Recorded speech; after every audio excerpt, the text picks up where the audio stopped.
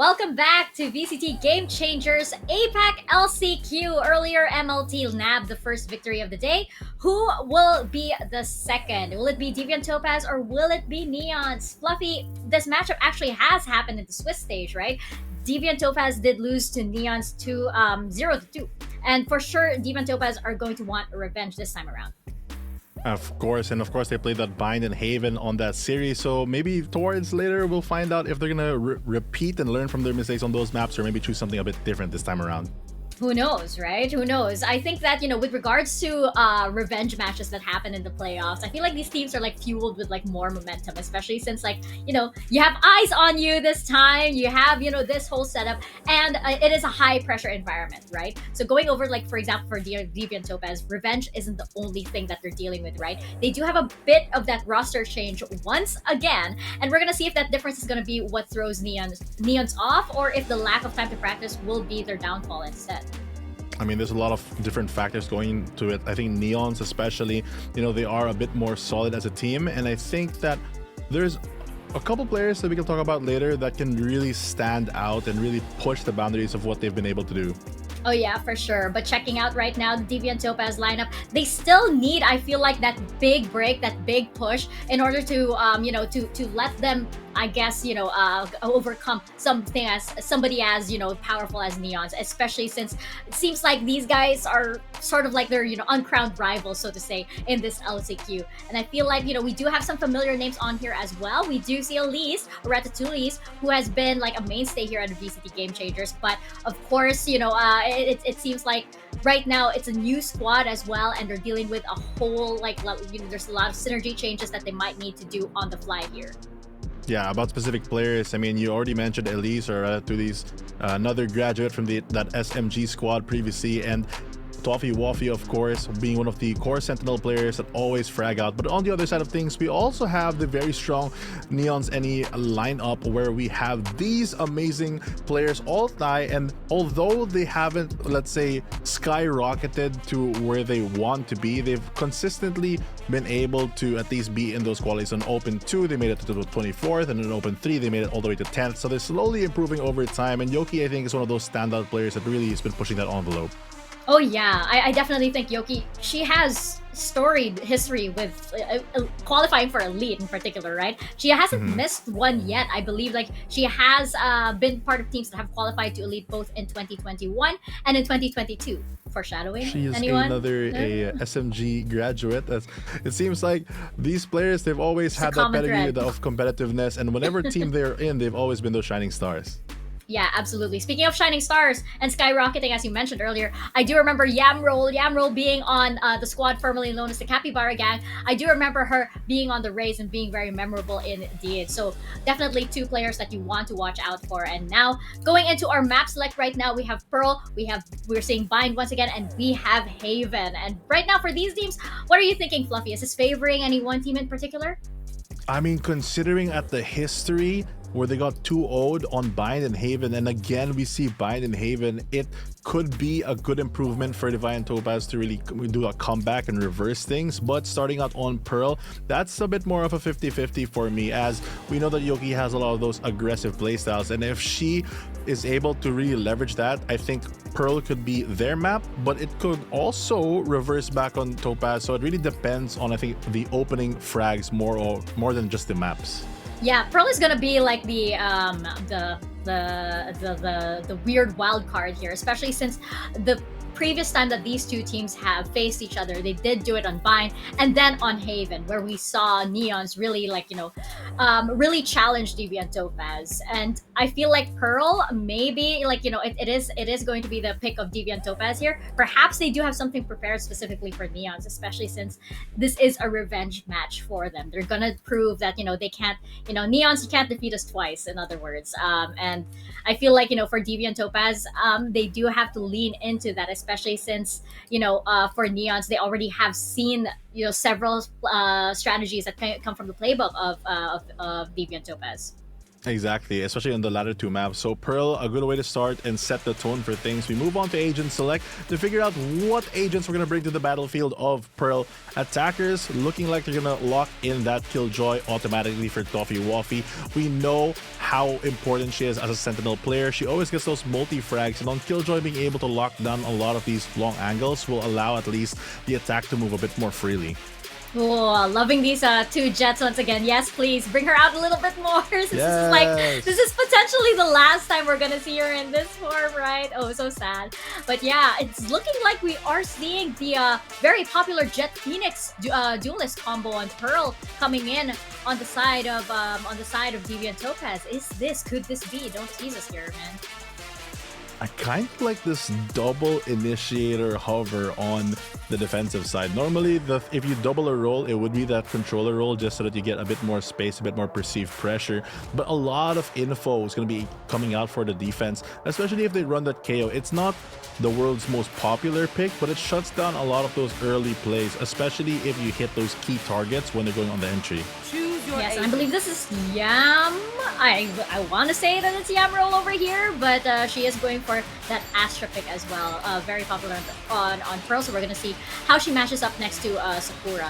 Very eager to see the Jet versus Jet battles that we have going on here, as well as it looks like we are locking in that Phoenix. So going to be very, very interesting indeed to see here. But composition-wise, Fluffy, do you think this is favoring any one team?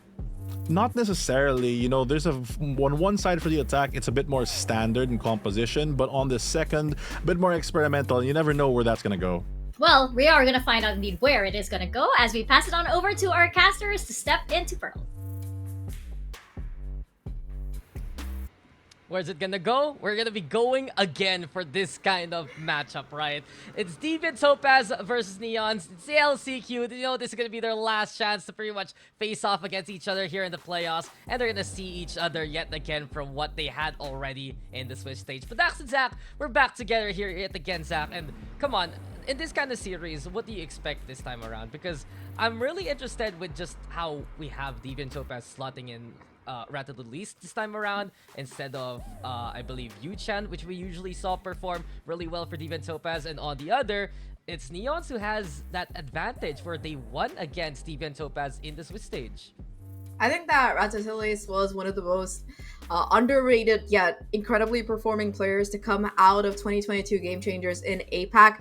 I think that she was mostly playing in that duelist/chamber position last time around, and this year as well, we haven't seen as much of her as I would have personally liked to, but I'm glad that she's going to be coming in today for Deviant Topaz. That said, though, this is a matchup that I believe, like our panelists mentioned, already did happen in that group stage, and it didn't go super well for NEONS. Now, NEONS, when you look at the roster itself, you do have some familiar names and faces in this particular one. Of course, Yam, Roland, Yoki, Kit Kat, all of them, they're veterans of the GC scene, and they also had that homogeneity that we were talking about, that experience playing together. So definitely a roster that has proven to, at least in the past, to be able to put up those numbers when they were part of that Ariketa Arista squad. But on NEONS, even though they've gotten close this year, they haven't had the greatest numbers. But like you mentioned, Dax, LCQ, last chance to really show up, and them being able to make it to the playoffs, that's a pretty good sign by itself. I mean, they're here, right? Even though they couldn't make it for, I believe it was both Yoki and Ratatouille, who were part of that Kizuna roster that did impress in the Swiss stage but just couldn't break that barrier. At least now they have their chance. Different squads though, different kind of formations, but it doesn't matter as we're going to be moving into Pearl instead. I do believe that is Ratatouille on the Phoenix. I wonder if that's how we're supposed to say her name instead. I'm going to say it. I'm just going to say Tax Evader. It's funnier. Okay, fine, sure. I'm going to go with you. If you say you will, I will too. And Coyote, she's the one holding on to this Jet so far. We already see Toffee Waffy. Standard lineups already, of course, not just the captain, but pretty much the face of Deviant Topaz that everyone was watching out for back in Open 3. But Tax Evader, she starts things off strong. Coyote does answer on fast. And Coyote holding down the halls! Just the monitor indeed, watching out for any kind of push. The ace so quickly here for NEONS. And, well, history's on their side. They're looking to repeat it with a start like that. Very, very nice. Ace coming out just unmovable from that backside area.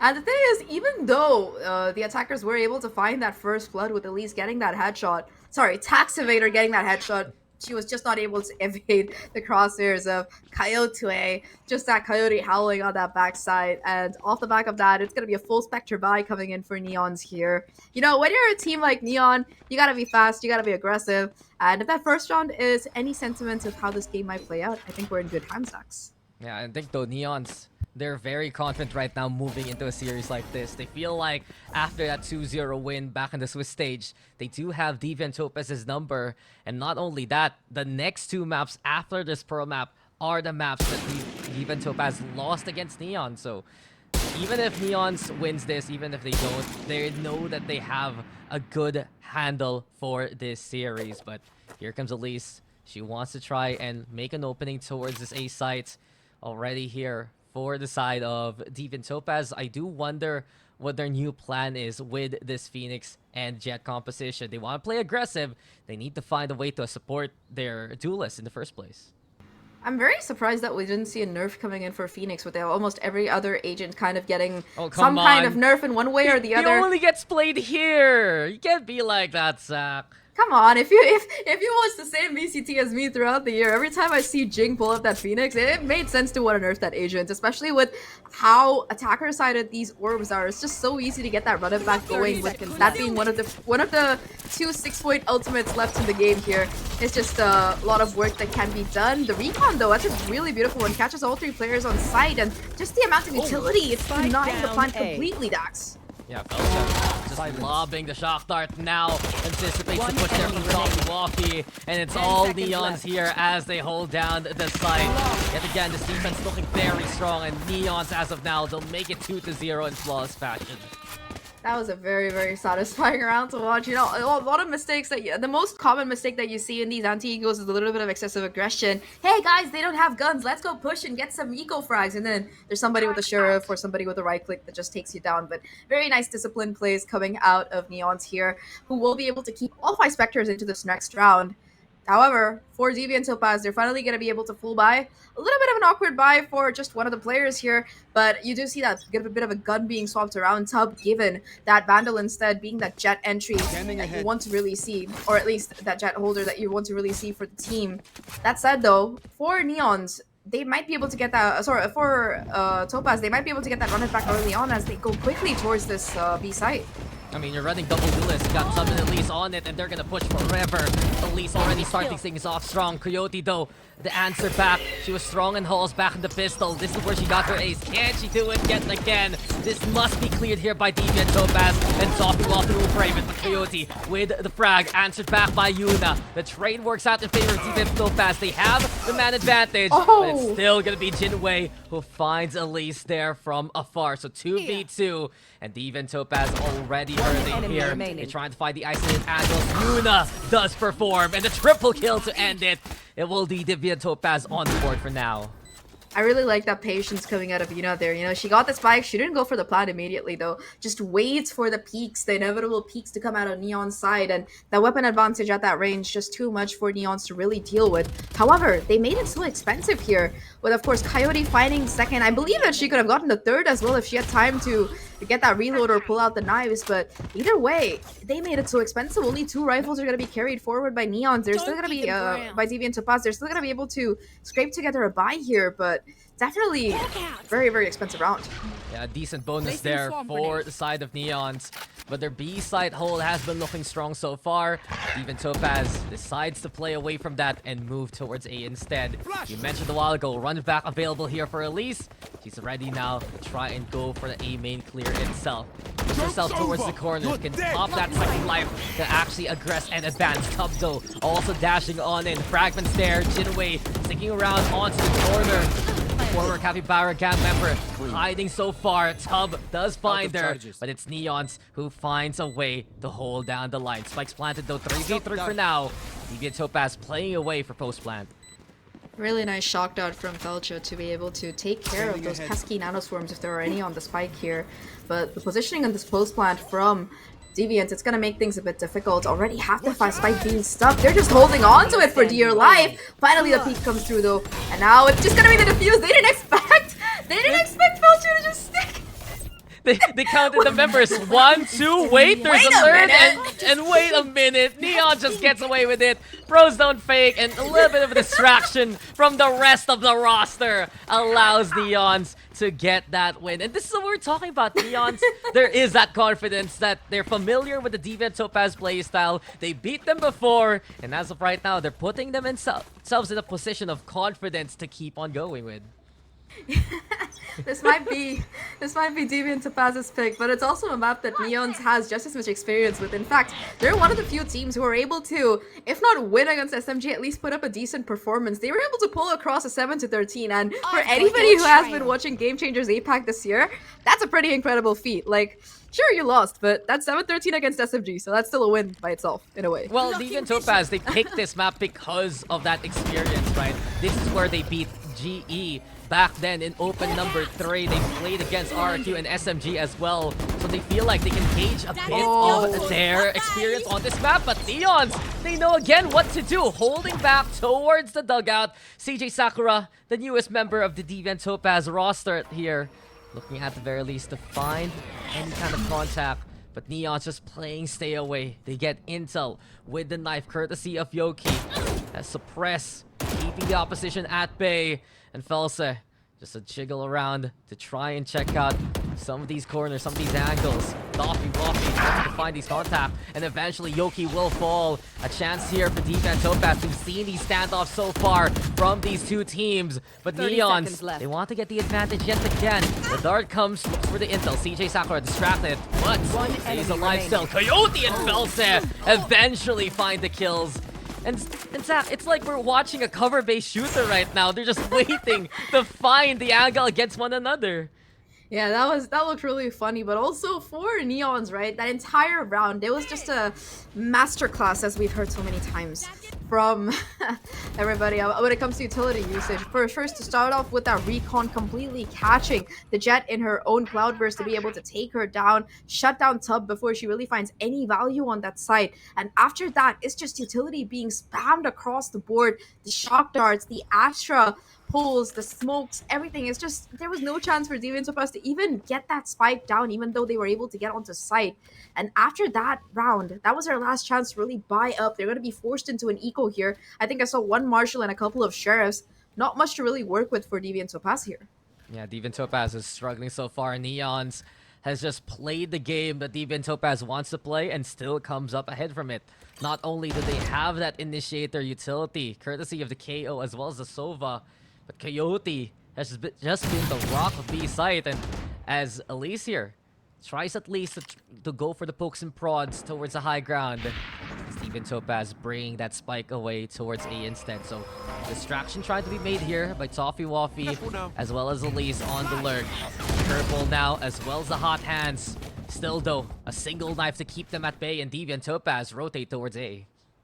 The problem is that despite Deviant Topaz being able to kind of walk up towards long, they weren't able to create too much space, so it hasn't summoned the rotation over from this A side. Still gonna be Felcha as well as a teammate to kind of anchor it down in that same position. The recon as well spots out a player. The wallbang attempt comes in, not able to do too much damage, but still Jigo able to hold down the fort towards his backside. Goes for the reload at the worst time, still staying alive though. Finds that kill finally. She just dances around dugout, and now she dances on the graves of the opposition. Neons yet again breach clear and call it a day. A flawless win, and how does the Astra survive? I will never know. The newest member, perhaps, but still one blessed with a good amount of luck, and also the fact that her opponents don't really have any good guns to take her down with. But yes, the backup as well was there. By the time she finally managed to get the reload and somebody pushed out all the way in, there was another player who had come over to give them back up on that side, and in particular on this A side, right? It's just the Sova utility has made it so difficult for Deviant Topaz to really get onto the site without casualties at all. The recons are just perfectly timed to catch them out, whether they're in smoke, whether in the corner, do a little bit of wallbang damage. It doesn't matter because Sova, Felcia, she's got it covered. I think for Deviant Topaz, also, they just can't find the catch that they want. They have a lot of flashes to work with, courtesy of the Phoenix in the sky. You already know they're going to advance, but Neons, not just the intel utility that you mentioned there, Zach, but the way that they're playing, the way that they're keeping Deviant Topaz at bay. I mentioned the standoff a while ago, and this just does not work for Deviant Topaz. They need to make that space themselves for this composition to work. Even if they can try to make some space, like for example, you do see Tax Evader / Elise being able to kind of walk up and do some damage, but they're making them pay in blood for every single bit of space they take on that B site. It's just the show coming out of Coyote, just holding it down, punishing them as they try to push forward. And Neons, they're so good at keeping the numbers and finding the advantage when it comes to the players on each side. Finally, though, the buy going to be coming in again for Deviant Topaz. It hasn't been the greatest start for them, but now they have a couple of ults to work with, in particular that Cosmic Divide. So this might be interesting. Yeah, Neons knows this is going to be a B hit. They went for that A main push. They got the orb, I believe.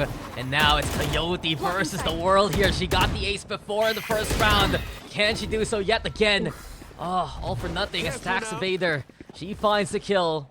Deviant Topaz, the opening that they need. Spike's gonna go down. A perfect chance here for Deviant Topaz. The Hunter's Fury a little too late to the party to cancel that plant. Here comes the lockdown into play as well. Tub gonna get tagged, but healed up as well. As DT just waiting right now. Deviant Topaz towards the hallways, especially Cosmic Divide being primed. And Neons, they find the opening on the raid take courtesy of Yoki. The flash is there, and Yoki gets two. Yuna with the answer back. Dulce confirms that kill. The alarm bot, though, gets the intel. Here comes Shockstar. Danger close, but the gravity well being a problem. CJ Sakura manipulating Battlefield through the wall, though they can't hear the defuse. 1-2, swing they go, and Kit Kat gets on the board. Neons, they get the halfway defuse, and now they finish the job off. Like we said, it's just so difficult for Deviant Topaz to make any headway, even though they got that first advantage, right? In that retake, that double initiator utility-wise, it's just too much for them to deal with. That recon from Felcha catches out the positioning of these two players. The Cosmic Divide isolates them, and they're able to just hold down the fort and finish the job.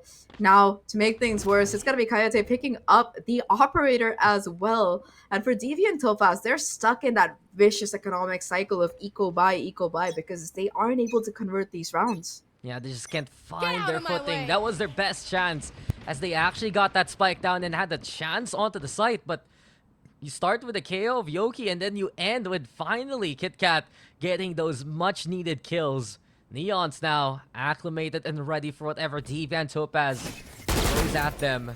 With the operator in hand, this B side take looks even more dangerous for Deviant Topaz if ever. Bulldog in the hands of Elise. Mid control has been taken here by Deviant Topaz, so it's something they can work with. And Neons knows they have to back away Coyote playing towards spawn instead. But the operator just trying to watch for the cross here. Deviant Topaz, though, they're not taking any chances. They have gotten a little bit of space so far, and they're going to be pushing in further off the back of the flash. The dash in fact, by Tub to take up that much space. And now they know that the operator is available. Plan denied off the back of that Astra pull. And now it's going to be more difficult for them to actually get it in place. The smoke goes away as well, and falling back, it's going to be incredibly difficult. The shot misses, though. Flank? The flank is what we're looking at, though. Neons, they bring in the expedition, and now Yoki will come to collect CJ Sakura on the first of all. Tub back onto the shorty because of the suppressive. Kit Kat will take advantage. Jinwei as well. The Neon so far getting the kills, but it's Tax Evader. It's Elise, the new one here onto the roster, making her debut for Deviant Topaz. They're running back into play, but with no HP, there's nothing to work with. The fuse is already done, and Deviant Topaz is wiped out accordingly. Neons makes it 7. It's so unfortunate that they actually invested that run it back there. It was like a 2v4, and the spike was 2v3. Spike was down. It was just planted in no position at all. And in particular, the ult that I really liked the most was that null command and the suppress, to be able to just ensure that the knives were no longer a point of contention. Tub could have done so much more damage towards that spawn area, but forced into a position with only a shorty, just nothing that she could really do. And just like that, it's going to be Neons extending their lead even further now, Dax. 7-1. And not only are they winning these rounds, they are forcing these ultimates time and time again out of Deviant Topaz, and they're left with nothing for these huge buy rounds at all. Yeah, they're just outplaying Deviant Topaz right now. NEONS has studied their opponent so well, based from experience, probably based from what they've seen so far in the previous Open. And from what we've seen, NEONS is a team that has been hungry to be on this stage. They made it to 10th place last time in Open 3, so close to actually qualifying for those playoffs. But this time around, they're here to show their stuff to the world. Coyote playing towards the holes. Here comes the Seekers into play in response. Stuff has been struggling so far. Dashes out of the gravity well. The flash is there though to keep her into the corner. And Yuna, CJ, Sakura, that's what Deviant Topaz has been looking for. They're strong on the contact and they'll get it done. Felse, awkward there on the peak with a knife out. But eventually, just to survive. 2v5. A big chance here for Deviant Topaz to get on board yet again. They've been looking for this kind of take. Now they have all the positions they want towards B. And as Elise holds down towards the center, waiting for someone to come her way. It's Jinwei trying to move closer and closer. The Astra, though, alongside the Sova. They want to go for the crossfire, but no, it's Deviant Topaz, ready from all angles. They all get a kill and they get on the board. You know, like how in those movies you have like a kind of prize being guarded by the lasers, and there's just like no way to get through it. That's what it felt like when they tried to go in for the retake. Oh no! I just remember the one. If you remember the first Resident Evil movie, that hallway with the lasers. Oh, yeah, God. pretty much like that. Pretty much like that. Slice, dice, and no chance. Still, I think, Zach, for Deviant Topaz, once they become a bit more proactive with their positions, you can see how strong they are on the contact, and we saw that so far with Elise, with Dub surviving to make that space. That's exactly what Deviant Topaz needs down the line. Yeah, they were just, the spacing was just so much better to really enable them to take those 3v1/4v1s instead of just those kind of 1v1 peaks that they were giving away for free.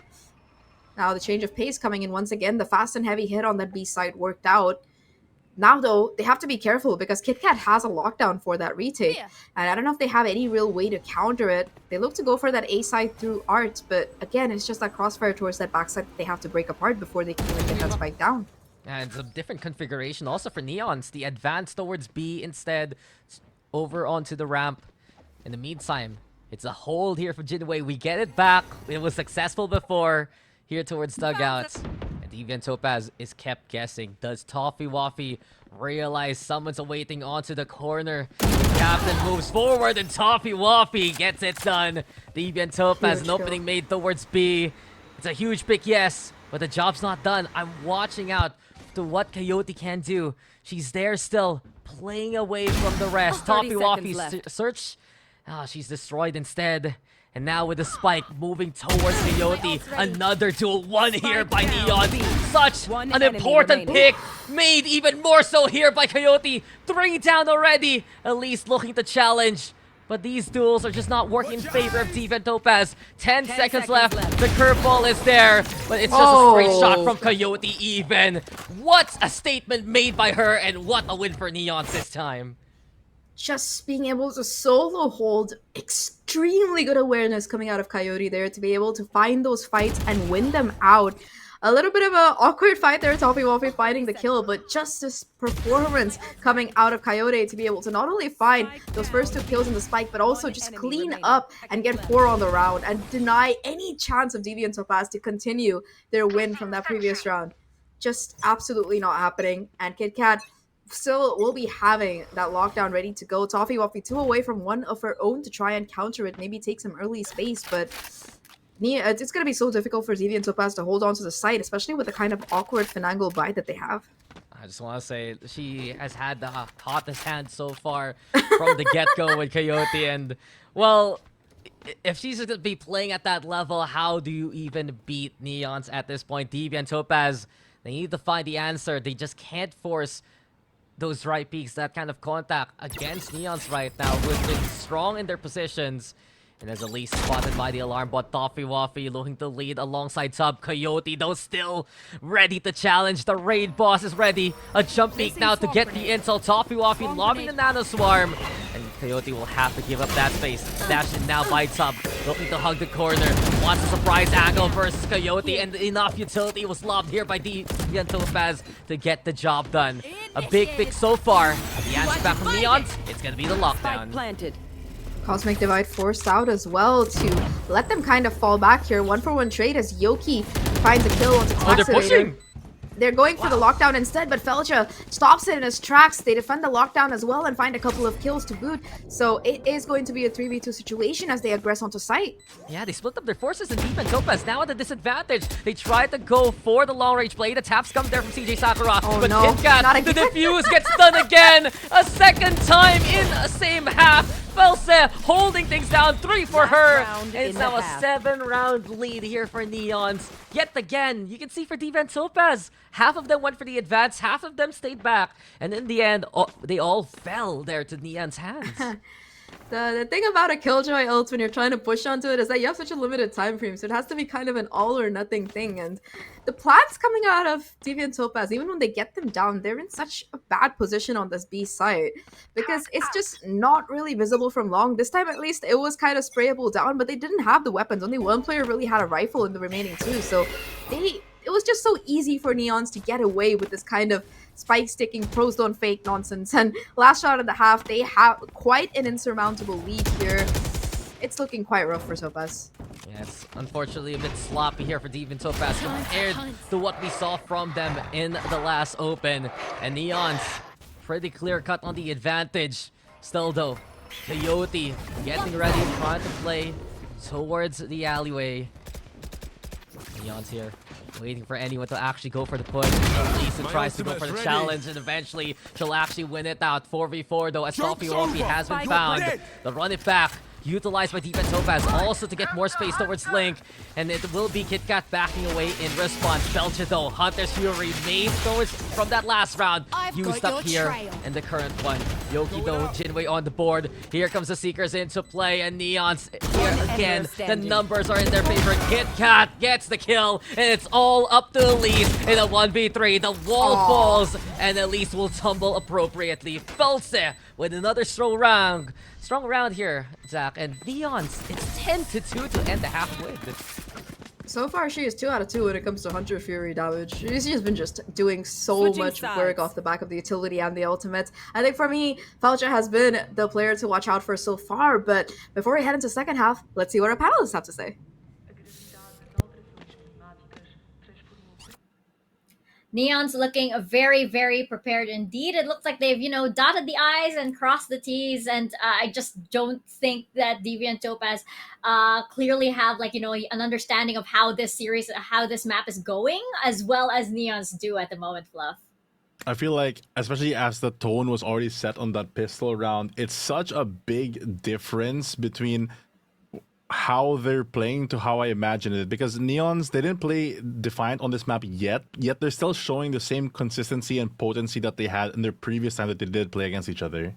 Yeah, and I feel like, Deviant Topaz are trying new things and stuff, but the more they try it, the more Neons is actually downloading all of the information that they need in order to, in order to best them. And I feel like, now, as we saw, Coyote's got that ace on the very first round, for example, you saw her face just kind of and it's just it was nothing to them. And then I feel like, everything seems to be on the side of Neons right now. But I don't want to make any judgments just based on how the first series went. I mean, who knows, right? And then in this Fluff. So right now we're gonna throw it on back to the casters to wrap up the rest of this map.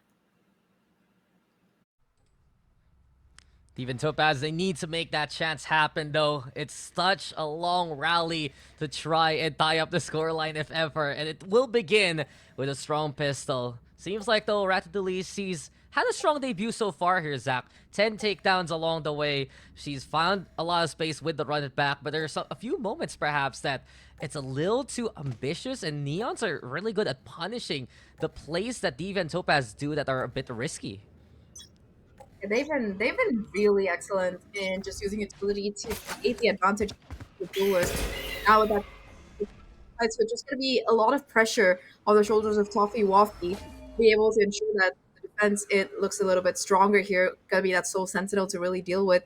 And with this double duelist kind of setup, you want some early information. And it's going to be playing with this Damien area. As well is gonna keep Neons though held so far, but Jinwei doesn't care. Sure, she has been stalled, but she cannot be stopped. And Neons This is their chance to navigate their way towards a Yoki on board as well. The split working out so well for them. The pulse comes online to try and go for the stop. CJ Sakura, she realizes they're barreling down towards her, and Neons have made their way towards the side. Toffee Waffy versus 4. Such a struggle as Neons looking absolutely ready for anything that Deviant Topaz wants to throw at them. The turret's there too. Toffee Waffy gonna get spotted by it immediately. Seen here by Secret. Seems like it will just be absolutely open to Neon so far. Well, she's just waiting to get the turret first and foremost. Crossfire being set. Neons have the angle. Isolated perhaps. No, Fels is ready for it. And Neons make it 11 here. Very, very convincing pistol coming out of them. You did see a nice little attempt at a set play coming out of Deviant Topaz towards main. Of course, the pull and the flash, it did connect, but despite that, it's still gonna be Jinwei walking away with 2 kills. And after that, it's just Neons winning their 1v1s across the board. Poor Toffee Waffy, you're not gonna really be able to retake that 1v4 plus to be the turret in a pistol round. It's basically a 1v5 to me the turrets there. Let's be honest in a pistol. It's just so much, it's just so annoying to deal with it. But that said, that's a really brutal blow for Deviant Topaz, because that was arguably the last chance they had at a comeback in this map. Yeah, that was their biggest chance ever, but Tub looking to just come online here with a shot onto Coyote. A good start as Deviant Topaz looks to throw caution to the wind and play a bit aggressive towards the longer angles of B. The flash from the pillar and tax evader can't dodge that. Yoki will be on the board, and Neons will decide to just go away from this site. I like how they're taking this factor with them. Like, okay, you might have gotten a kill, but nope, you're not getting the gun. Nice try. So they deny that completely, and they go for a quick rotate instead towards his A side, which is a bit empty because it was a bit of a stack coming in from Deviant Topaz. Still gonna be Tub rotating over, so she's gonna be hearing all this noise at the very least. It's still gonna be a free plant though, and now it's gonna be a post plant coming in for Neons. Ooh, nice kill. The timing from Yuna didn't work out. Jinwei at the ready again. And it's Neons now with the plant, with the man advantage. Deviant Topaz, they have to look for at least an opening or two towards the spike. But now the Swarm pops first and foremost. There's a star for the gravity well even. And Neons has all the stall potential that they would like to begin with. The defuse comes to it. Oh, look at the block! Look at that! At least they get halfway there! Some smart plays from Deviant Topaz, but it cannot stand to the firepower of Neons. Match point now for the attackers. Yeah, and the thing is, if you're running a Sova like Neons is, there's no chance of Deviant Topaz being able to pull off what their enemies did. You know, just trying to spike, because it is going to reveal things perfectly, especially in the kind of positionings that they're playing in. Now, a last-ditch timeout to be called here by Deviant Topaz to try and ensure that this map, it doesn't slip out so easily. 10-round deficit here, Dax, and what can they do to really bring it back? Because at this juncture, right, Pearl, I don't want to be pessimistic. I just want to be realistic. It seems kind of like it's going to be a map that's going in the pockets of Neon unless something miraculous happens. And then you go to map 2. And map 2, Bind, the last time these guys played each other, it did not go well for Deviant Topaz. So unless they made some really huge adjustments, we're looking at a very quick 2-0 here. Yeah, it's going to be a big struggle for Deviant Topaz. I look at that history on Bind, and you'd think before their series versus Neons that could have been the Deviant Topaz advantage. Neons only really playing Bind here for LCQ, adding it to their portfolio. So as of right now, I think the biggest thing that Deviant Topaz can really do here to try and rally back is to find the impact with the double duelist. Sure, we've seen Elise get that space, go for the push, but Topaz absolutely struggled all throughout this game, and it's because of how Neons keeps them at bay with the double initiator, just the way the utility has been working out for Neons.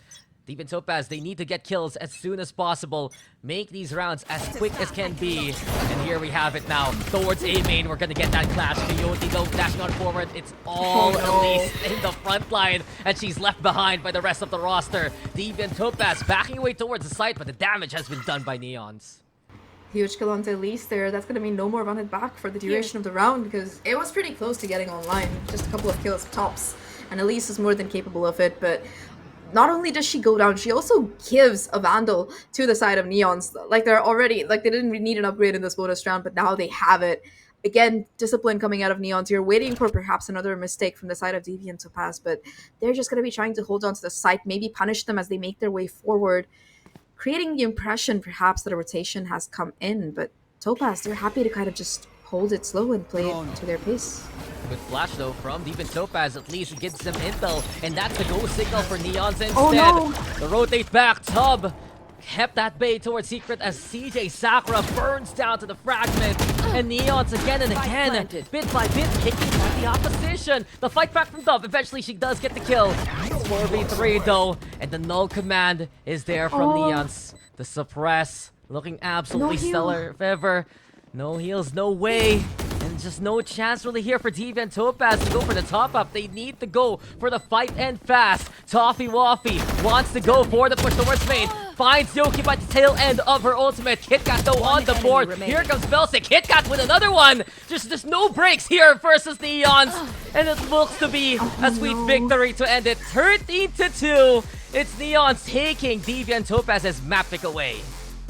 Really, really dominant, clean performance coming through on this map. And remember, this was Deviant Topaz's map pick. They expected probably not this coming out of the particular choosing here, and unfortunately it is going to be Neons taking it away. But for Neons, it was an absolutely fantastic performance coming out across the board. I think my vote for MVP for this one would probably have to be Felcha, not just because of the raw kills that she got, but also the kind of utility usage that we saw. But overall, they just looked so well coordinated. Even if this wasn't their map pick, they were more than ready for what Deviant Topaz had to bring to the board. And by themselves, right, this is a map that they've clearly done the prep work on.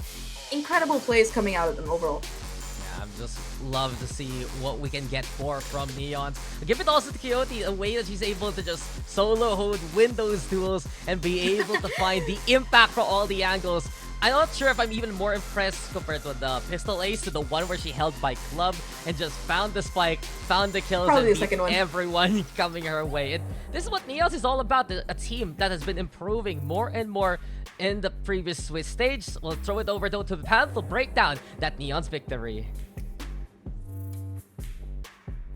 Thank you very much to Dax and to Zach. And it looks like, Fluffy, we have another case of a very, very strong team and an underdog that may potentially take map 2 with with all the momentum in the world. No, I'm kidding. I'm not sure if it's going to be an exact replica of what happened in the first series, but there's no denying that Neons came so prepared for this map, even though it was, Deviant Topaz's pick. I mean, we did see that Neons, I think, it's really just down to they were winning their aim battles. They were really taking the fight to Deviant Topaz here. Very sharp and on point for this game number 1. I'm sure it wasn't what Deviant Topaz was really expecting, since you mentioned it is their map pick, and you also mentioned that similar to the previous series, they did start with that ace on the first half before pistol, and they move on to convert it fairly cleanly. And I feel like it's more of the discipline that Neons has really built up. The fact that they're able to get a lot of these isolations, the double initiator especially, I think has let them really get a lot of these 1v1s or sometimes util kills we saw in the final round as well with the KO Molly, the fragment. But overall, it's a bit worrying considering the fact that the next 2 maps are maps that Deviant Topaz has lost before. Yeah, I think that, they're setting themselves up to repeat history, and it's not looking pretty for Deviant Topaz unless they have something up their sleeves once again. For Neons, though, you could just see them after the game. They didn't even break a sweat. They were just giggling, and they're like, oh, okay, all right, we just won a game. And it doesn't even look like they weren't stressed at all, I think that, for Neons, they keep up this confidence, and they could really go all the way. I think that, having somebody, for example, like Yoki on their team was such a big, such a big factor, especially because of her tenure. And then you have somebody like Yamroll or Jinwei, I think, who was just such a powerhouse in this map. You'd have to agree with you, especially on the Yoki side of things, because she's so aggressive with her plays and is able to really get not just the frags and win those aim duels, but the util really helps set up the rest of the team to get into a better position, or to at least get better fights by pushing people away with her utility. And overall, the clean playstyle from the discipline that Neons has really proven on this first map is a huge factor, not only momentum wise, but moving on to the second map, the confidence knowing that, okay, we won this before and we're playing it again basically, and we're already 1-up. If anything, if you're on Deviant Topaz's side, it's mostly, or like the first map is, I think, your linchpin of a map. Yeah, I think that, if if Neons just play the way that they're playing, and Deviant Topaz, unfortunately, I don't know what else they could possibly pull out of their playbook here, especially since they've already shown their hand to Neon on this upcoming map. But we're gonna see. We could be wrong, but we'll see how this series plays out as we get into it right after this quick break. Remaining.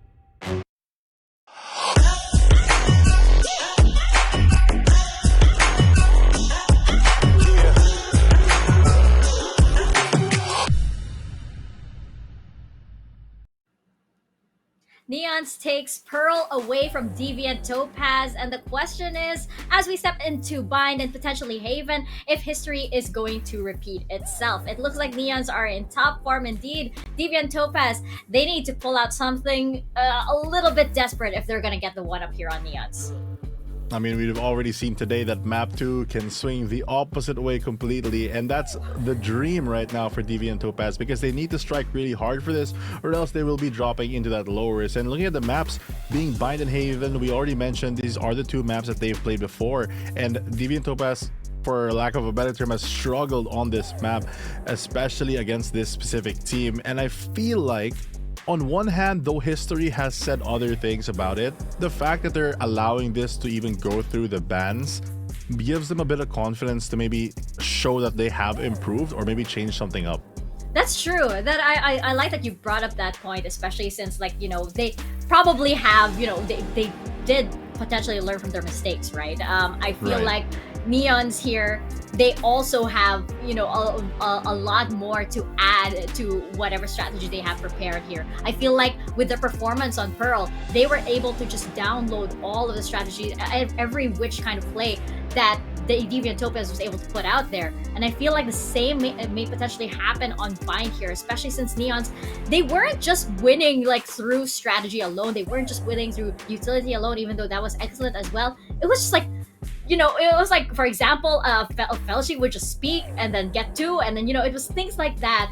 And that unfortunately, Deviant Topaz were just caught unaware. Suddenly, their plan all came to shambles, and they didn't know how to take back the fight. They didn't know what to do when they were at a number sufficient. And on the opposite side, you know, whenever NEONS was down a person, maybe sometimes even Deviant Topaz gets the first opening pick, the first blood, they still manage to convert the round anyway. And going into Agent Select, we can finally see what compositions they're gonna run. Last time, they had basically the same comp, so it was literally learning from each other, and maybe those lessons can be applied this game, at least for Deviant Topaz to make a comeback. Hey, Fluff, we're getting the Jet versus Jet on Bind that we requested for during the first series. We're getting that and more, because we're getting the Jet Rays versus the Jet Rays on this map. Should be explosive indeed. Looks like we're getting a mirror matchup here. Exactly the same thing for both teams. This is what they played before, so hopefully Deviant Topaz really steps up with this time around, because they have a lot of VODs that they can look back on, a lot of mistakes that they could have worked on. And because they also played the mirror on the previous time on Bind, they can also see exactly what their opponents have done and if they can apply it for themselves, or maybe just adapt to counter a lot of strategies, since it's the exact same comp. Yeah, Deviant Topaz has all of the information that they could potentially need for this to work in their favor. However, so does NEONS. And right now, the upper hand is clearly with NEONS. So Deviant Topaz has to work double time. In other words, they have to work twice as hard, and they have to, you know, they have to basically not make any mistakes this time around, especially since NEONS, it just looks like, you know, they're like AI downloading everything and learning in every single round. So we're gonna see what exactly happens here on Bind, a very historical map for both of these teams, as we toss it on over to our casters, Dax and Zach.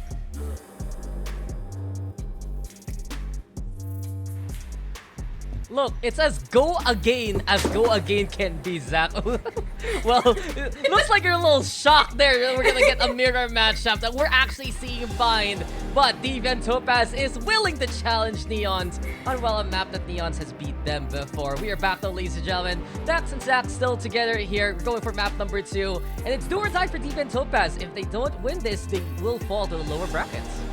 Yeah, I wasn't shocked as much by the matchup as me dropping my phone like an idiot. But anyways, I don't need my phone because we are going to be jumping back into the game here. Map number 2. I think these two teams, they faced each other on this map exactly once historically, and it didn't go super well for Deviant Topaz. NEONS found a pretty dominating 13-6 victory the last time around, but things might be different this time. At least that is the hope for Deviant Topaz. Mirror matchup coming in. That double duel is definitely going to be helpful if they can make it work. And the thing I would like to personally note about this agent comp is that there is no true sentinel. You do have that single sentinel on that Viper, but it's going to be much more difficult if you're attacking to really watch for that flank with just her on the team. So either it's going to have to be very quick and heavy hits, or it's going to have to be very patient defaults to try and sniff out the position to really make and execute. So when the attackers go in, it has to be an impeccable game plan. Otherwise, it's going to be very difficult.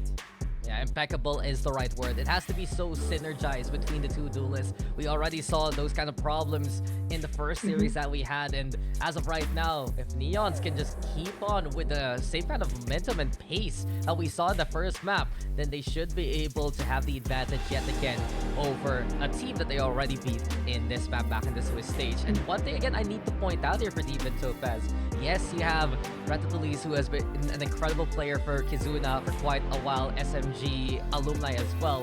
But you remember, for Deviant Topaz, one of their more, I'd say, impressive players, and one player who was actually stepping up back in the Swiss stage here for the LCQ run was Yu-chan. So she's not going to be playing right now. She has been replaced by Elise in this kind of rotation. And I do wonder how synergized would Tub and Elise be, especially given that this is the first time we're gonna see Elise on a tournament setup with the Deviant Topaz roster. I mean, if map 1 is any testament to it, it's difficult. It's been difficult for them. Like you mentioned, newest member of the team, gonna be difficult to synergize, but it is vital for you to have that synergy if you are running that double duelist comp. Of course, you know, some teams, they prefer to go in for something a little bit more comfortable, where, you know, you can really let your duelists kind of do their own thing while the rest of the team backs them up and plays off the back of them. But when you are running that jet race, for instance, you have to be perfect with your dash and satchel combinations. There's so much value for your utility to be able to take up space, but only if you use it in conjunction. Otherwise, you're just giving your opponents free 1v1s. If your spacing is improper, if your jet goes way ahead of your Raze or the rest of the team, it's just going to be a free kill. And wow, we're jumping right into it. You wanted a free kill? You get it there. There's Zach. Neon's already on the defense, playing aggressive. Coyote goes through the teleporter, and immediately we're into the action here, ladies and gentlemen. Yuna, though, does answer back. Neon's with the man advantage. And even Topaz struggling to keep the contest towards showers. They're going to back away, move towards caves, and rotate towards Hookah instead. Looking to possibly go towards the B execute, but once again, with that information being gotten that there was a couple towards A side and are moving away, they're happy to go for this B hit instead, where there are still two members of Neon who haven't moved a muscle. In fact, towards the backside, smokes will come down as well, making things even more difficult. And if they want to go through this, it's gonna be incredibly wet for them to try and get off the side already. KitKat playing anchor, playing spoils board, 1-for-1 trades, number advantage maintained, and it's all down to Toffee Waffy, a 1v3. Yeah, such a struggle here. Yoki has done incredible already. Snakebite make it even easier. Toffee Waffy though, that's two! And a spike has been retrieved. It's Jinwei versus Toffee Waffy, but a single shot to the cranium. That's enough for Neons to win the round. That's really nice positioning coming out of Jinoi there on that jet to be able to just push forward. I don't think Toffee Waffy wasn't expecting such a quick push onto site. Doesn't watch CT for like half a second and doesn't hear the sound cue either. So a little bit unfortunate. Almost a 1v3 for Toffee Waffy. But with that clock having ticked down, had to go for the plant. And just like that, Neons, they take the pistol. Now going to be able to buy up convincingly a Marshall, 3 Spectres. Things looking good for them, and because the plant was denied, there's going to be no extra padding to the budget for the side of Neons. I'm sorry, for the side of Deviant. Neons here, they have a clear advantage, and Jinwei again, one player to watch out for, formerly known as Yomori. We saw her back in Capybara Gang, back in Open 1. Gang. And truthfully, you're one of our favorite teams, right? One of our favorite names. But truthfully, you know, there are so many incredible players that flex between Duelist and Controller. I wonder if those kind of players win like champions or whatnot, right? But let's see if Jinwei can unleash the demon inside of her as well. The Marshall is in hand, and the Trailblazer will seek out members onto the backside. Even Topaz slowly but surely crawling their way towards the default. They also have that lamps control as well. As the smoke is being waited on here by Neons, Felcia wants to go for the close contact too. Trailblazer leads the charge, and Felcia will take advantage to get that pick. A chance now. The flash is there. The anti-flash position doesn't lead much, but Yoki instead cleans up house. Jinwei, no way. 2 for her and 2 rounds now for Neons. Very convincing. They lose one player, but I think that was the player with only the Spectre anyway, so they only lose 1 Spectre overall. All things considered, not too bad coming in for the side of Neon. But back to what you were saying, Dax, your very punny statement about duelist controller players. I mean, it makes sense in a way, because those are usually going to be the best aimers, for lack of a better phrase. And when you switch them over to that controller role, they're going to be that second line of defense instead of the tip of the spear. So it makes it even more difficult to try and deal with. Yeah, it takes an evil genius to be a prodigy for those kind of situations. I just went with it because you brought it up again. In the end, though, it's CJ Sakura versus Many, and the Marshall will matter when it's needed the most. Low HP, hunted down and taken down. Coyote is on the prowl, and as Neons will be able to pick up a rifle along the way, it's Deviant Topaz crawling their way towards B instead. Sub, though, looking for an opportunity towards the site, dashing forward after the clear, courtesy of the flash. Yoki now spotted by the guiding light, realizes that Deviant Topaz is all across the B site, and Neons will have to use the teleporter to rotate towards Hoka instead. Spikes planted though, they're waiting for the commit. Two also coming out from elbow. Belcher only with the Sheriff, but the Seekers can help out in such a big pinch. We're watching Elise though, what can she do? Beautiful flash, and it's Elise who gets two and two only. Neons now all across the site, and Toffee Waffy, what else can she do? No Molly to work with so far. Seems like it has been used, but Toffee Waffy with the kill. It's gonna be absolutely crucial here. She can find the angle. Smoke is gone though, and her life is forfeit as well. Neons will take the bonus 3-0 for them. That was a beautiful play towards that showers area. Very, very smart. And them being able to find that early on kill to be able to just deny extra numbers for the side of Deviant Topaz neutralizes that weapon advantage. Not only does it give them a rifle, but also they have that crucial information, just letting the player on that B side go for the retake, especially with Yoki having those Seekers online. It just made it so much more easier. And despite a couple of kills coming in for Deviant Topaz, Neon's had an almost flawless retake. Now economy gonna be completely in shambles for Deviant Topaz. They're trying to play it fast and aggressive, but Operator online, you gotta be careful. Yeah, Deviant Topaz, they were just a step away from their own demise. The second shot rings through, and it's already looking to just scare off Deviant Topaz as much as possible. But Tub has no fear, dashing forward, and is able to isolate Yoki along the way. A chance now to pick up the gun. The Boombot is there too. Jinwei hiding into the corner instead, with the Cloudburst almost gone. There's the smoke as well, and Jinwei, this might be too many to handle. Still sticking around inside the smoke. The Sheriff taps do come. And still somehow Jinwei is alive inside that dome. So at the very end, Deviant Topaz, they've had enough. They'll back away towards B-Long for now. They've gotten the pick and the rifle off the back of it, so not too bad an exchange coming out of them, especially considering it's an eco round. If they can get a couple more kills, it might be even worth using some of these ultimates that they're stockpiling for that next one. They've cut the noise, but they're still looking to hit towards his B side, and they still have to deal with that Operator because it's going to be present towards his back side. Tub, though, in the perfect position to kind of take care of it. Wade's looking for it, and Kit Kat, a stellar swing on terms of the timing. Spotted though the barrel, Tub wants to go for the wall ban if ever, but the blades are out and about, and Jinwei eventually will be caught out in the open. So Deviant Topaz eventually, patience bearing fruits. They make their way towards the site. We have Belcha trying to crawl her way towards those halls, moving into elbow, and Tub will still be able to swim in these waters.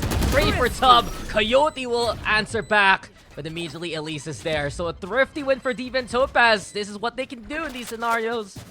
Just a little bit of patience and a couple of headshots with the Sheriff and the Stinger. I think that was a double headshot coming in on the swing here. Yep. Just Stinger things in that range, absolutely shredding the player apart.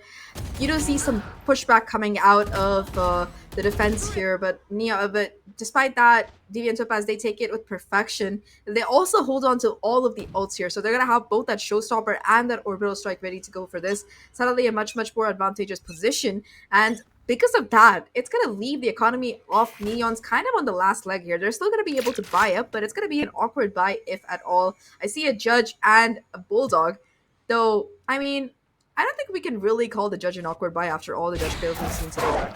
I mean, on Bind especially, probably the best gun in these kind of corners. But you mentioned it. Economy here from Neons, teetering at an edge. Deviant Topaz with just that win alone, putting themselves in such a good spot. In the long run especially. But But Yoki realizes all of the angle to watch out for. Oh, Here no. comes Jinwei! And she's happy to just pick up that kill and perhaps pick up a gun. Toffee Woffy was left all alone. Here comes the Seekers into play. The flash is the answer. And Deviant Topaz has had enough, but look who's holding here towards Showers. Yet again, Neons is ready. Coyote knows it's coming! And she's able to track down the dash anyway! Still, Elise does fight back. 2 for her to make it 3v3. And onto the side, Deviant Topaz goes. Tower being taken here, though, by the Brimstone of Neons. KitKat trying at least to go for the wall bangs. But the spike has been planted. Also, another angle of opportunity timing there. Yamori, or the Jet is herself, moving towards short. Jinwei is ready, and Yuna will get caught. Seems like Neons. Jinwei still alive! How? 3 for her! And CJ Sakura is the only one still standing. Looks for the lineup towards the spike plant, but Yoki's already on defuse. The smile, the confidence, and Neons, they just get it done yet again. Too late for the snake fight. It's all, again, what Jinwei can do. Oh, you really don't want to be in a post plant in a 1v3 with so much time left, and that's unfortunately what Sakura had set up for. I think that the point of the fight that really decided that round was the one between Elise towards U-Hauls. She had that showstopper ready to go, and she just couldn't get that trade in that particular round. Really clean work coming in. Of course, Jinwei being able to find that kill onto not just Yuna, but also Elise just put the round firmly in the pockets of Neons, and now they're going to be looking a little bit more substantial. At least for Topaz, they're still going to be able to buy up and also consider, like, maintain those ultimates that they had from that previous one, in particular that orbital strike. But despite that, Neons, they're just slowly but surely building up the momentum once again. Yeah, I think for Neons also, they're so much more secure about their calls. Even Topaz, they didn't realize that the market was open, and they assumed just a little too unsafely that CJ Sakura could handle it. Speaking of, though, Sakura gonna fall as Coyote plays the same angle from the previous round.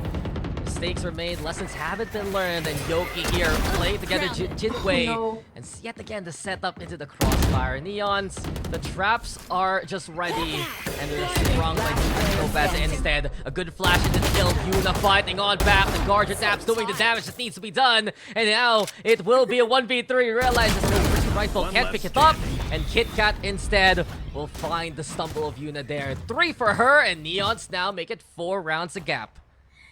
5-1, and that's going to be ultimates charging up for Neon side as well. In particular, that Viper's Pit, we've seen it single-handedly shut down that A-short approach in the past, whether you're running a rifle or a judge. But in particular, it's a little bit sloppy coming out of the side of Deviant Topaz here. They're looking to get aggressive, but they're not really taking their checkboxes here, being a little bit careless, and Neon is happy to punish them for those kind of mistakes. Just those crucial corners when you're running, when you have a Sky, when you have those mollies, those paint shows, you might as well invest them while you're trying to go forward. But instead, it's the carelessness that Neon are fully capitalizing on to make this kind of lead really work out. It's incredible. I think that's really what we're going to see here for LCQ, honestly. A big chance for many of these teams to qualify for elites, but they've struggled in the Swiss stage, or some of them newer rosters only being formed up right now. And if you're a team that can notice some of those small nuances that give you the advantage, those small little advantageous positions that you can do against, I'd say, teams that are still up and coming, then those are the chances where you can just snowball out of control. And Neons is one of those examples that have looked a lot more primed and ready, a lot more synergized as a team, and just all in all, a cleaner roster so far from how we've seen them play. Clean seems to be the watchword here for most of these rounds from Neon, because it's not even like they're close, right? It's always like a 1v3 or a 1v4, and Neons, they're just able to really build upon whatever they have in the bank. Now, though, Deviant Topaz, they have the Bladestorm ready to go on top. They look to get aggressive on this A site, and it's all 5 players sticking together, so they believe safety in numbers, maybe a little bit more damage, and that's exactly what they did in the Drifty round that worked out for them as well, so we might see a repeat. The double duel is already entering here, and we see Tub ready with the blades. Jinwei, though, waiting again for opportunity. There's one, there's 2, and well, she'll get 3. The numbers don't matter when Jinwei is just there. And now, with Deviant Topaz lacking the members, lacking the firepower, they're getting picked apart bit by Neons here. Just another round and another statement made by Jinwei. Can she get the 4th? The Trailblazer gets the intel. They know already CJ Sakura is absolutely cornered. A beautiful flash into the kill for Felche. and a flawless win for Neons to boot. Unfortunate. They had quite a bit to work with. They might not have they might not have had the guns, but they did have the Blade Storm and also those ultimates. In particular, Elise has been holding on to this showstopper for about 3 rounds now. Hopefully we see it come through soon, maybe in this next buy round that we're gonna be heading into. But so far, at least, Topaz, they just seem to have no answer to the myriad defenses that Neons are putting up. In particular, Jinwei towards that showers area, her and Coyote, they alternate and they just make that area of the map absolutely impenetrable. It seems like no matter which lane they venture into, there's just no way for Deviant Topaz to really make any kind of headway. And just a game to remember for Jinwei, a series yet again defined by her, just like what we've seen from Neon so far in this stage. You look at the stats, she's just been one of the more efficient players. Coyote also, no slouch too. Catch up CJ Sakura, the showstopper a little too late to the party. Felcha though, stun is just a mindset, doesn't care about the leap of the Trailblazer. And now the updraft from Tub to avoid, but there is just no way for the safe landing. Yuna though with the trade, but Neons again keeping tabs of the opposition. 3v1, make it 3v none as Jinwei has arrived. It's 7-1 now. Oh my god, I don't know how Felcher got that kill. Also, just the awareness coming out of Neons, right? They hear the showstopper, they've immediately managed to move into safety and are able to finish at least in that position. Really, really clean plays coming out of them. And even though a couple of them went down, it was still a trade for trade that came through from the side of Neons. Unfortunately, you can't quite say the same for Deviant here. They're kind of struggling in that position. A lot of these fights that they're giving away to their opponents, it's just a free 1v2 or 1v3, and there's no real way to make that trade or bring the numbers back in their favor. And that's been the case for all the rounds almost that we've seen so far. It's 7-1 now, and the one round that they win, it was more because of Neon making some crucial mistakes that rather than Topaz being incredible, but they have the site. I mean, it was a thrifty, so at least even Topaz, perhaps they can make something work with this buy. Doesn't matter though, as Felcha has already denied the 2, denied the 3 on the eco against them. And as Neons already yet again onto the site, the spike has been dropped. Deviant Topaz is infiltrated towards spawn. And is Yoki ready for the sniper's out? Dangerous assumption. Surprise, surprise, it's not just one, but a second there. Tax evader, well, at least she finds a way to get a discount there. No returns though, as Kit Kat! Well, have a break, have the Kit Kats, and have a round 2. We should get Kit Kat as sponsors at this rate. Send them this clip like, yeah, look, we got a player with your name already. But that apart, right? That's exactly what happened, Docs. Your summary was pretty much perfect. It's just Neon taking the break as they break the hope, the mental, the economy, everything for their opponents round after round. Still though, for Topaz, they're gonna have a buy coming up. They do have some ults to work with as well. I haven't found too much success off the ones that they've used so far, but that orbital strike, it could be pivotal in creating some space, and if that spike goes down along with that Viper's Pit, it might be the win condition that Topaz desperately need to try and convert around here. I mean, Topaz knows that post-plant is the way to go, and Neons also with the same kind of inkling. They do go for the smoke into the flash. Yuna gets 2 though, is able to hold down the line, and Deviant Topaz, that's the chance for them to actually move through towards the site. Kit Kat though, deciding to play close, and Kit Kat gets the first. Could have been more. It looked dangerous, but Deviant Topaz survived the fight. It's 3v2 as the plant comes with the pit. Neons, they can answer with their own. Felcha does decide to go for it. The Trailblazer misses the mark, and Coyote blowing up Yuna with a well-lobbed paint shells. So a big chance here for Neons to fight on back. Bravery though for Felcha will be punished by CJ Sakura. Deviant Topaz now, a good chance, but Coyote spots the barrel and spots the kill to bring the pit down. It's 1v1 now. Coyote versus the Jet on the opposite end. What can Tub do inside the container? No spillage whatsoever. Deviant Topaz, that's the second round for them. Really well played by them, especially towards that end. With that Viper's Pit going down, Tub's positioning was a huge advantage, but while credit can be given to Deviant Topaz for taking a round and finishing it perfectly, Neons did make a little bit of a misplay there. They tried to get aggressive, were punished for it, and it was also a very good read coming out of Topaz because they were kind of 3-stacking, watching that smoke. That when that smoke goes down towards long, you do expect that push, and they were quick to capitalize off it, so kudos to them. 8-2 though. This seems incredibly familiar, Dax, just like that map number 1 score that we saw. Operator now going to be online to boot for Neons, and already a very aggressive position being held by Jinwei. Look, I saw it last time around. It might happen again. And, oh no. Well, the writing was on the wall the whole time we were watching Jinwei. CJ Sakura just walks into the crosshairs. The operator out and about here for Neons. And Topaz immediately, the biggest strength to go for close contact has been dissuaded. Tub though, still no fear. Stellar kill versus Felchet to open up that B-long angle. Jinwei though, does she expect the challenge here? It's so dangerous! The spot into the kill! Elise, why bother? And the tax evader has been felled, unfortunately. Toffee Waffy. Well, seems like the operator is the law. And while there are no judges this time here for Neons, they have been the executioner so far. Toffee Waffy now looking to go for the push towards elbow. Trailblazer gets the stun going. And Yoki, well, that's too easily. Looking for a third. Doesn't find it as Yuna is the last one standing. It's 1v3 now. And yet again, Zach, we've seen this happen multiple times. Deviant Topaz, necessary for someone to play clutch, to be the hero. Yuna is just an inch away from demise. And now she walks into it. 3 for Jinwei. And another win for Neons here. Last round. I feel like at this point, Neons, they're just that scary income tax authority that you have, like, you know, it's like paying tax in the US. You have like no idea how much you're supposed to pay, and the government doesn't tell you either. And if you do the math wrong, you're absolutely like messed up for the rest of the year. That's how this game feels. It's like Neons, they're banging on the door. They're like, yeah, pay your dues, and Deviant Topaz, they're just left with almost no recourse. This last round and a half, a very, very difficult buy coming in for them. Toffee will be the only player with a rifle, though Tub at least does have the Blade Storm. Neons, they seem to be holding every single piece that they need to complete this puzzle without too much trouble. Look, Zach, if that happens to you, just pay attention, okay? Pay attention to your finances. That's all I have to say about that. So, Deviant Topaz, they have been attended to by Neons again and again.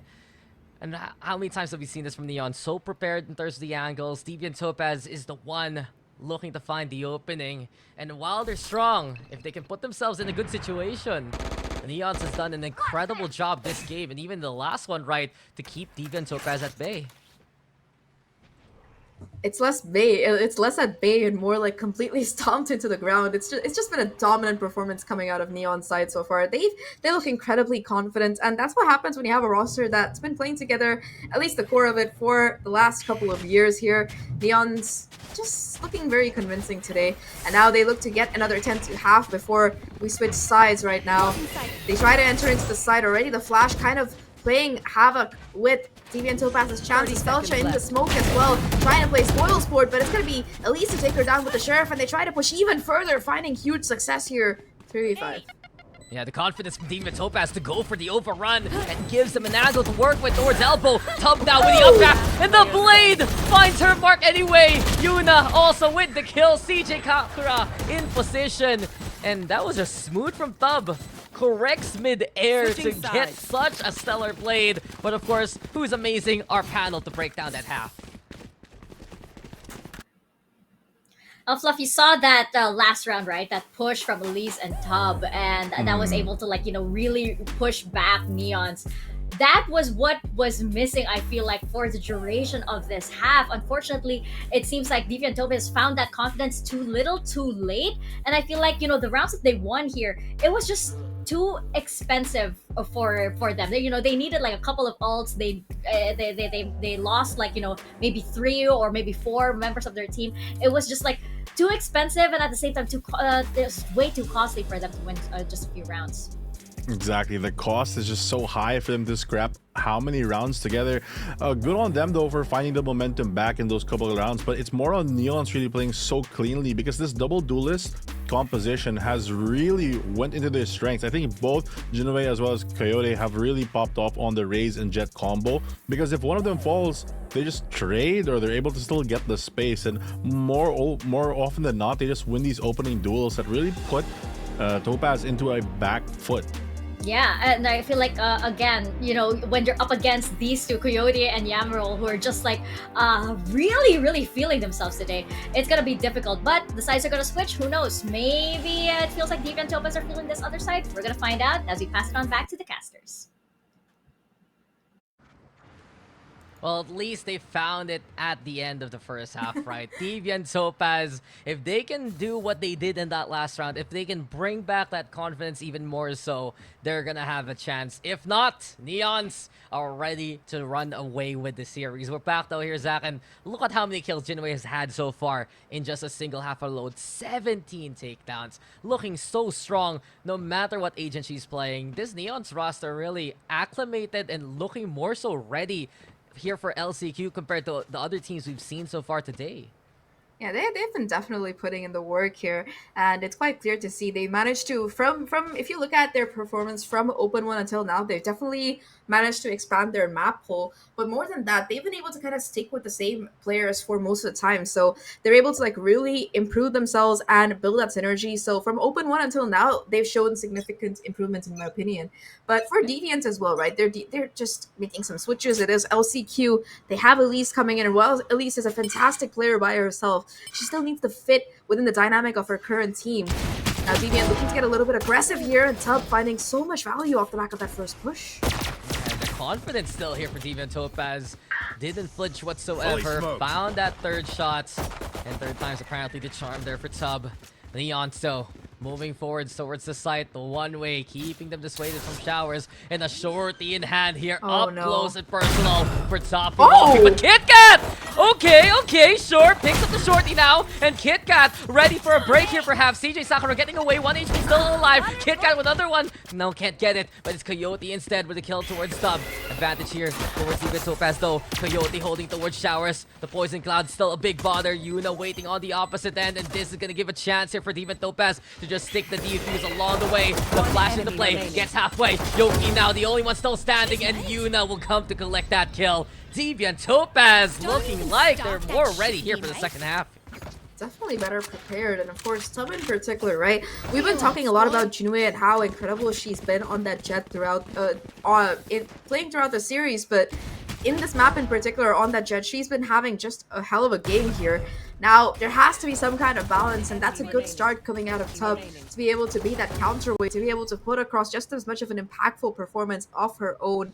Gonna be a top fragger right now. Upgrades coming in across the board here. And I think for Tub, what might be the saving grace for not just her but the entire team is the question of how soon she can get that operator online, because that is the kind of weapon that can make or break your defense. And in the hands of a player like Tub, we've seen the kind of shots that she can hit. It might be what they need to really make this comeback look very, very convincing. Yeah, she's been ramping up, especially here in terms of performance, Zach, and perhaps sharp shot can connect yet again. Tub does not disappoint. Yuna's there too, alongside, of course, what we see from Elise. And it's all Deviant Topaz so far. Up close to personal, KitKat finds a way. And the 1v3 situation, the pain shows to keep her opponent at bay. Does KitKat force the issue though? She has the spike, she has the frenzy. And as she's crawling, CJ Sakura's at the ready. Another win here for Deviant Topaz. They're getting back into the series now. 9-5, definitely looking much better than what we saw in that previous time, which was like 9-2 here. That's about, if we're going by the math, it's about 3 rounds in a row so far, and it might be the momentum that the side of Deviant Topaz need to jump back into this now, heading into their bonus round. If they can somehow convert this, it might be what they need to really steal this map away. The score last time was 13-6. They need to really improve on it significantly if they want to really take this map forward, the series forward to the map 3. And it seems like they're opting to just play for the bonus instead. No real upgrades coming in for any of their players. Well, they did struggle on the defense last time around when they faced off against Neons in the Swiss stage here for Deviant Topaz. And if they can actually get this win again, then you can already see the improvement. You can already see the work that they put in to prepare for their opponents.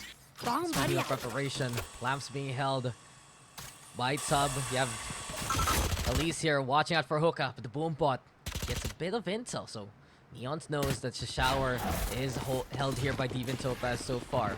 the Trailblazer now.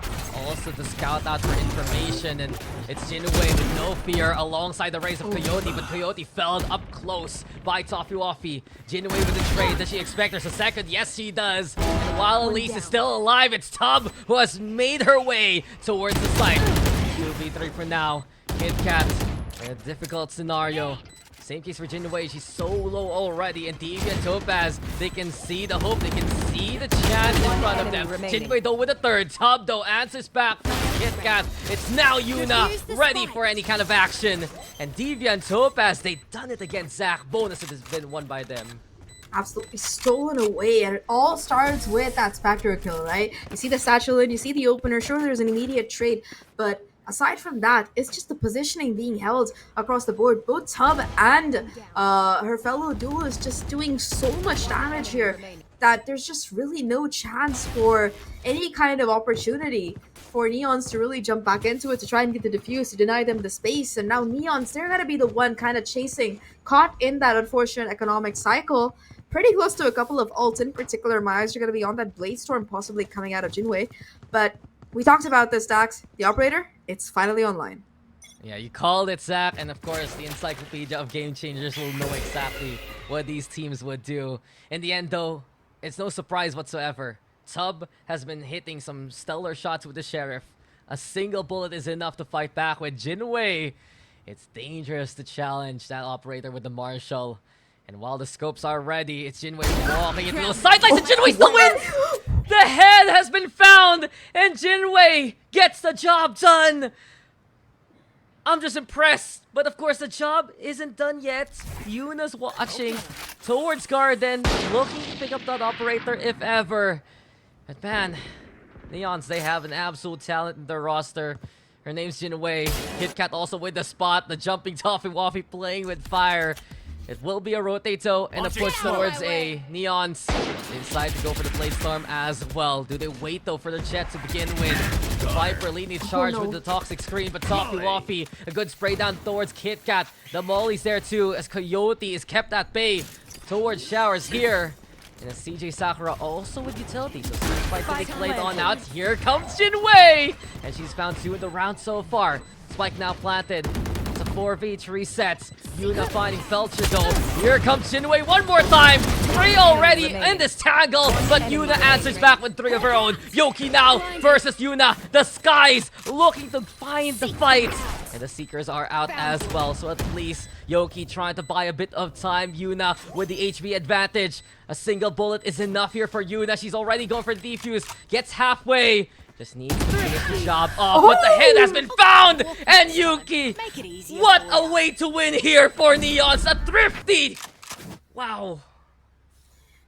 Amazing round coming out throughout. Like, we were worried about the operator, but we were looking at the wrong Jet here. Jinwei to be starting off, finds that kill, gets the Blade Storm off the back of it, and then just slices and dices her way across the side, leaving it awash in a sea of blood. And while there was a chance for another ace today, with Yuna getting 4, it was denied by Yoki. 2 HP and a Dream, uses the Seekers to buy time, and just peeks with the perfect angle to be able to shut down her counterpart. Neon's now 3 away from locking in their spot in that upper bracket, and it's a new surge of energy. Dax, look at how far they're willing to take it. Oh my god. Oh, tough. A chance. Oh no, the snake bite. No, I ain't touching that. We've seen though, even with low HP, miracles can be made. Yoki did it a while ago. Maybe Tough can do the same here, but the spike has been planted immediately by Neons. They already have that B-side control. Hoka being held though by CJ Sakura and a teammate, and immediately as Neons finds the contact, they get a 2-for-1 deal. Yoki again, looking for value. Yuna with the flash, keeping her opponent guessing. But eventually, it's gonna be Toffee and CJ Sakura onto the side. Toffee sprays out the opposition. KitKat though getting ready with the R-Ball strike. And it's Jinwei yet again on the board. The laser ready to smite the opposition. It's Yuna though on site and ready to fight. The flash comes online. Time is running out. And it's Yoki yet again. One to watch out for. CJ Sakura with the fight back. Yoki, the one standing still. And she even gets a 3rd kill along the way. Look at that smile before it cut away. Neon's now 2 away from victory. Really clean round once again coming out of them. In particular, that they get into a lot of scrappy fights, but they're able to back it up and find the advantages there. Maintaining, they get that initial lead with that pick, and then they're just able to maintain it so far now. Like you mentioned, 2 rounds away, and with match point being so close, Deviant Topaz once again in that devastating position of having to go in for a little bit of an eco. No Blade Storm available either since Tub used it the last time around. They do have the Showstopper as well as another ult, but aside from that, not much that they really have to work with. Although Doffy Waffy willing to play it a little bit risky. Bucky and Hans trying to find some value in the smoke, but Neons, they know that it's inevitable if they play their cards right, and they're just not making any mistakes, Dax. Yeah, they're just playing with the advantage that they have, and Yoki has been one of the biggest examples of that. Back-to-back rounds, finding impact by the tail end. Toffee Walker, though, he's gonna run out of smokes eventually, run out of life because of the snake bite. Flushed out from the cubby. Felt to dare push this, actually. Toffee Walker goes on the inside, the Trailblazer. Oh, it almost, but Coyote will clear out the angles anyway. 2 down here for the side of DJ Topaz. Yuna will be the 3rd victim, and Yoki again with her number. It's all up to CJ Sakura as well as Elise now. Such a struggle, a bulldog in hand here for Elise. CJ Sakura able to confirm that kill, so at least that's something that Deviant Topaz can work with. But Neons yet again, all across the sites, and ready with the post plan from afar as well. Lineups ready, players too. And as the boom bot now looks to get a bit of intel, it's CJ Sakura who does get the kill onto Coyote. Same case for Elise, so the fight back is there. Showstopper now, Elise looking to go for the push perhaps, but lobs it towards Cubby, and the snake bite making it no chance here for Deviant Topaz to get the defuse. The fight is there, and Belgium will win. The Molly makes it even worse for where Neons are on match points. When this happens in my ranked games, I get so pissed. It's like a 2v3 or something. You try to retake, but then there's a Viper Molly, and then, another Molly, and then a Brimstone Molly. There's just no chance for you to really touch the spike at all. And even though Elise tries to go for the hunt, it's going to be unfortunate for Topaz because they invested that Showstopper already and it found no value. They didn't win the round off the back of it either. So at 12-6, 1 round away, the only real ult they're going to have is that orbital strike heading forward. And for Neons, they look incredibly comfortable. They have 6 more chances to close it out before it goes to overtime. Their economy is thriving. Their ultimate economy is good as well. And the momentum is definitely in their favor. So it's going to be a horrible uphill battle for Deviant Topaz to try and make it work out. And remember, the last time these two teams clashed on this map, it was a 13-6. So it seems like history. We might be seeing a repeat, Dax. Yeah, it's just like you got a camera this time.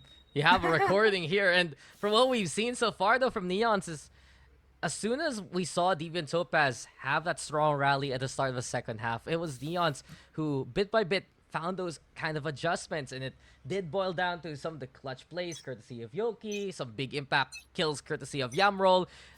It's such a swing when we saw that Marshall actually beat the operator.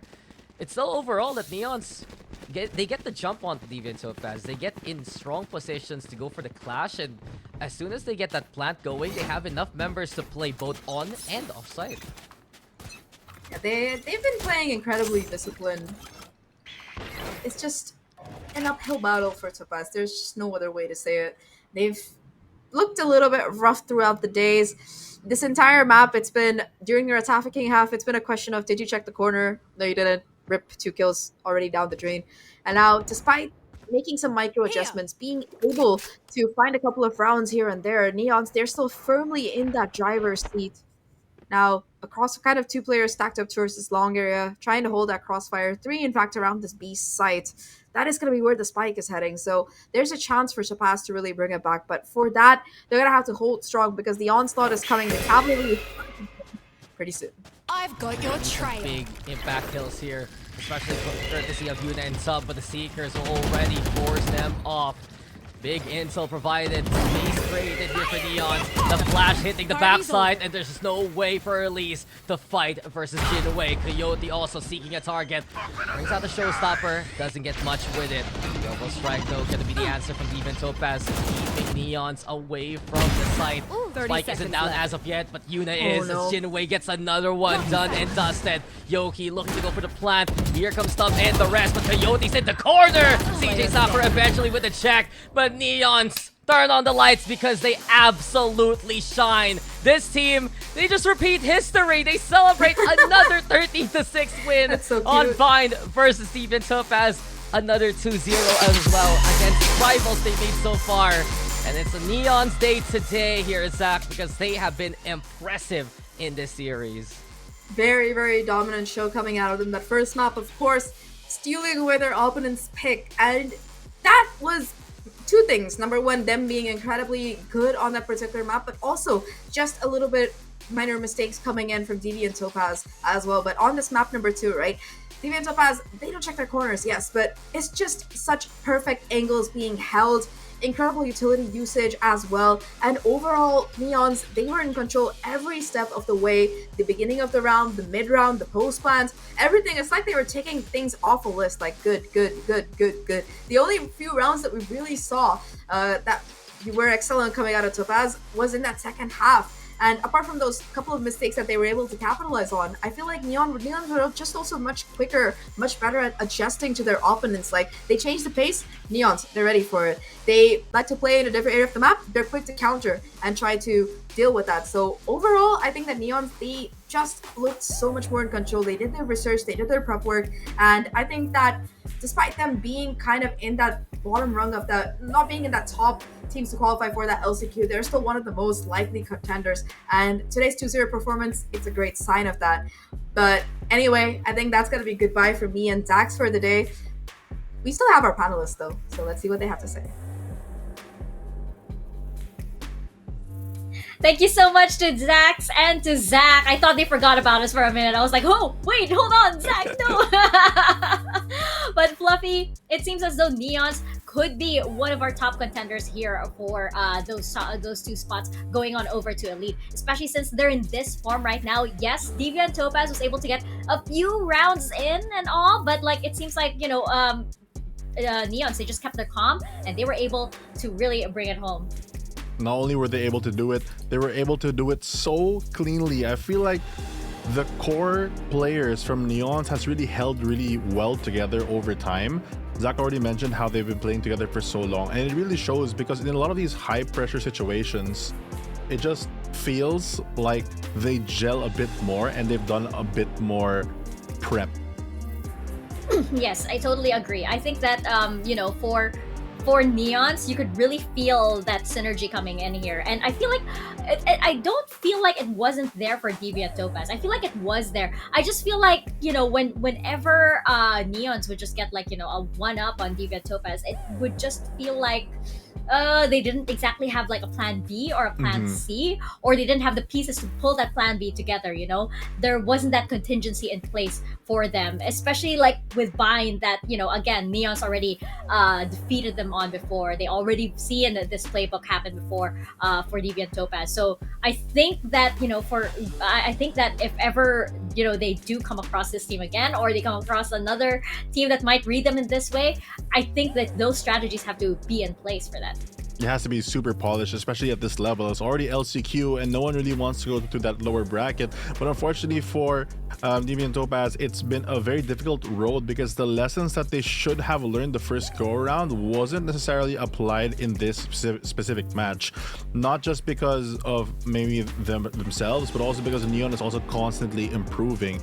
And I feel like that shows because you can see how those tiny mistakes from Topaz not being able to check corners, being able to just overstep, I think fumbling on themselves on times when they're trying to pull off something or readjust mid-round, has really cost them the macro things, like the bigger rounds. And slowly but surely, you look at you keep checking the score and you're like, okay, we're down a couple of rounds more than we should have. And Neons especially is just hitting their shots, and I think that's what really matters. This is also the exact same score that they had the last time they went up against Neons. It was also a 13-6. in almost the exact same ways. This must be so frustrating for Deviant Topaz to, lose to this team in almost the exact same way. It must have been like, a bit of deja vu for them. There is a lower bracket though. The story isn't totally over for Deviant Topaz, so there is a chance that they may exact that revenge on them once again. But until they clean that up, until they polish that playbook, that it looks, as crispy clean, I guess, as Neons does, then unfortunately it doesn't look too positive on their side. I do have to commend Neons as well. Like, you have players like, Coyote and Yamro, who were really just like, they were hitting those shots. They were so crispy. And they're also they look like they're having a lot of fun while doing it. You take a look at the cameras every now and then, and they're just, they're just kind of chilling. Oh, okay, we did a thing. Okay, great. I mean, it helps your confidence too, because you do have that lead, but still knowing that it's still an LCQ match and every team deserves to be here, there is a certain part of you that's like, okay, we can't have too much fun, but it seems like they're pretty relaxed, and I think that's a good sign overall. Yeah, it makes me, feel confident in their preparation for LCQ, especially since it is such a high pressure environment, as we mentioned during the pre-show, right? This is, only the top 2 will head on over to Elite, and that makes you one step closer to Game Changers champions as well, and that's, of course, that's where everybody wants to be, right? And I think that, Neons coming in for the first match, for the first series of the day, for the first day as well, and you're coming in and you're feeling good, I mean, that definitely, releases a lot of pressure. When you're under pressure, you tend to make a lot of mistakes as well. Maybe that's what Deviant Topaz went through too. Or whatever they're trying to do, it's been working out, because that calm, cool, and collected kind of vibe has really resonated not only in the results, but also on at least how their team is performing. Because when a lot of stuff is happening, if you're already not stressed, then you won't stress about it as much, so you can always make better decisions, and it really shows on the scoreboard and reflects how, as a team, they've really built a lot of that synergy, not just because they have the existing core, but just how they adopt the other members as well. Yeah, and I love that Neons as well. They kind of like have this, we saw Felshi pop up during the first map, and then on this map it was more of Yamroll and Yoki. I feel like that were really carrying the squad. So there is this kind of like, they get to pass that kind of energy around, and it makes it more sustainable too, which is really optimistic looking at into the long term. When you're going up against a best of 5, for example, you see a lot of these teams all around VCT do this thing where like you're able to pass the responsibility of carrying a team over to different members, just so that the pressure is relieved in certain points, right? And I feel like it's working. If Neons if they're doing that, then I feel like that's an excellent strategy, enabled especially in conserving energy towards the long run. Exactly, because I think especially in those long series, I mean, we have best of 3s now, but once you get into those best of 5s, sustainability becomes an issue, and that heat retention that people always talk about can sometimes fade away from the more unexperienced teams or inexperienced teams. But for the veterans that we have here, or at least the ones with the strong cores, or maybe certain members that have been playing for a while as well, can really keep the cool down and make sure that everything is gonna roll fairly smoothly, especially over these long hauls of games. Yeah, it's gonna be so exciting indeed. And don't forget, we still have a lot more teams to go as well. I mean, like, I think a lot of teams have been hyping up the Hero KDA as one of the front runners, potentially alongside Neons, just because of like the players that are on their squad, right? But the Hero KDA, I hear, is definitely a team to watch out for. We should check out actually the second stream to see how that match is ongoing, because I believe they're up against Bot right now. But yeah, that is on twitch.tv/FSL, by the way. So I think that it is going to be really interesting to see how that all plays out, especially at the very end. We have 3 more days to go, ladies and gents, so I do hope you stick around for it, especially since it is the last chance for all of these teams to be able to qualify for Elite, and these ladies are giving it all they've got. It also is interesting to see this is the very end for a lot of story arcs, for a lot of for the journey of a lot of players over here on the side of Game Changers. Like we're seeing some comebacks here like K4Dyney, and we're seeing players like Yamroll as well coming into their own, right, really shining all throughout this entire circuit. Right now, though, it seems like we are still waiting for Neon's opponents over here on the upper bracket, as well as Deviant Topaz over here on the lower bracket. Seems like at least we have one of the brackets already solidified. Gonna be a banger of a game with Nyx versus MLT. We already saw how MLT is such a strong team on our stream, but on the opposing stream, or the other stream rather, Nyx has a very clean run going for 2-0 against NF. Yeah, that is going to be very interesting indeed. Oh, okay, so the dogs went over the cats. Aww. Aww. I was personally Team Cat, at least logo-wise. I know, logo-wise. This is really difficult. I mean, this had to happen, so I'm happy it did. But yeah, it is going to be interesting to see these two teams again on the lower bracket. Added pressure once again for that lower bracket, right? Again, it's the last chance. And I think for these teams, it really is going to test them. And I think that, for like we saw Be My Team a while ago, right? They had such great momentum and they had it taken away from them. How is that going to affect them going into their next match, right? So that's really how we're going to see the teamwork really come into play and how stable they are in their synergy and their composition.